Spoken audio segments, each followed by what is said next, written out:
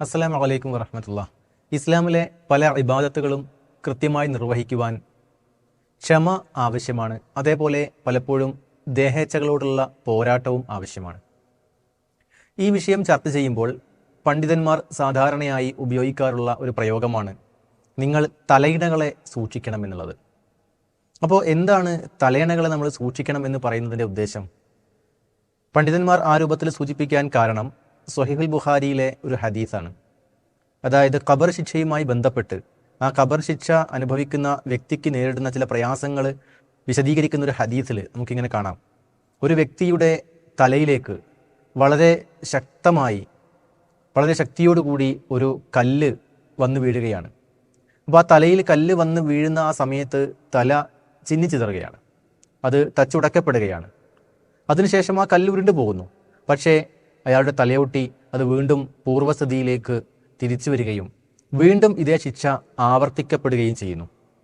അപ്പോൾ എന്തുകൊണ്ടാണ് ഈ ഒരു ശിക്ഷ അനുഭവപ്പെടുന്നത് എന്ന് നബി സല്ലല്ലാഹു അലൈഹി വസല്ലമ ജിബ്രീൽ അലൈഹി ഇസ്ലാമിയോട് അന്വേഷിച്ചപ്പോൾ, അഥവാ ഏത് വിഭാഗത്തിൽപ്പെട്ട ആളുകൾക്കാണ് ഈ ഒരു ശിക്ഷ ഉണ്ടാകുന്നത് എന്ന് ചോദിച്ചപ്പോൾ നൽകപ്പെട്ട മറുപടി അല്ലദീന തസ്ഖലു റൂസഹും മിനസ് സ്വലാത്തിൽ മക്തൂബ, നിർബന്ധ നമസ്കാരങ്ങൾക്ക് വേണ്ടി അല്ലെങ്കിൽ നിർബന്ധ നമസ്കാരങ്ങളിൽ നിന്നും തലക്ക് ഭാരം അനുഭവപ്പെടുന്ന ആളുകൾ.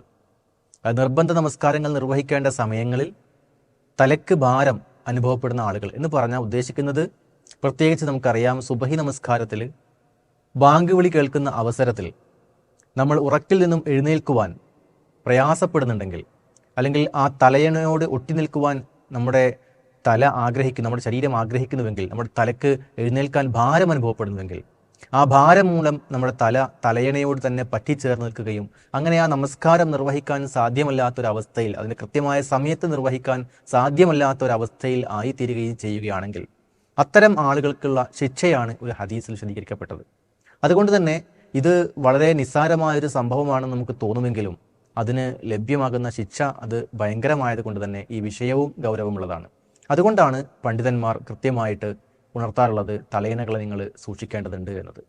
അപ്പോൾ തീർച്ചയായും അത്തരം അവസരങ്ങളിൽ എഴുന്നേൽക്കാതെ കിടക്കുന്ന ആളുകളുടെ ചെവിയിൽ പിശാച് മൂത്രമൊഴിക്കുമെന്നും, അതേപോലെ പിശാച് ഉറങ്ങാൻ കിടക്കുന്ന അവസരത്തിൽ വ്യക്തിയിൽ 3 കെട്ടുകളിടുമെന്നും, ആ കെട്ടുകൾ ഓരോന്നായി അഴിഞ്ഞു പോകുന്നത് അയാൾ നമസ്കാരത്തിന് വേണ്ടി എഴുന്നേൽക്കുമ്പോഴും ഒളു എടുക്കുമ്പോഴും നമസ്കരിക്കുമ്പോഴും ഒക്കെയാണ് എന്നൊക്കെ നമുക്ക് ഹദീസിൽ കാണാൻ കഴിയും. അതുകൊണ്ട് തന്നെ ഈ ഒരു സമയത്തിൻ്റെ പ്രാധാന്യം കൃത്യമായി മനസ്സിലാക്കുകയും ആ സമയത്ത് എഴുന്നേറ്റുകൊണ്ട് ജമാഅത്ത് നമസ്കാരങ്ങളിലേക്ക് പുറപ്പെടുവാൻ നമ്മൾ തയ്യാറാവുകയും ചെയ്യേണ്ടതുണ്ട്. അള്ളാഹു അനുഗ്രഹിക്കട്ടെ.